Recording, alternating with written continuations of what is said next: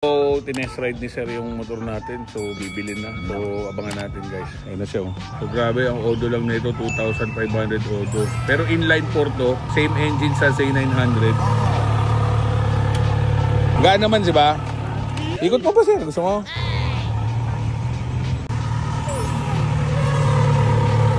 Ako, napakaganda. Dito lang yun sir, kay Red Exhaust.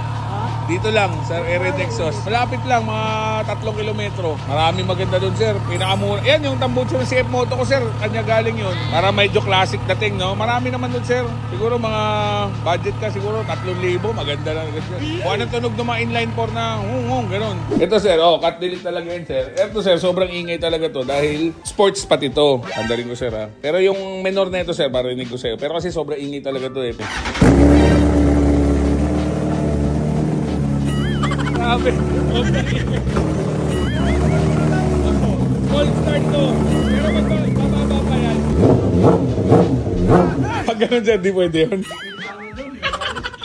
Murahin ganun sir. Grabe ingay nun sir. Sobrang ingay ng BMW na yun. Kailangan nyo, alis ka mga tanghali. Pag umalis ka ng madaling araw, ayawan ko na lang. O sir, sige, hindi na tabalain. Mag-iingat ka sir ha. Cavite ka pa sir. Medyo malayo-layo. Okay po. Deliver ko sa iyo sir ha.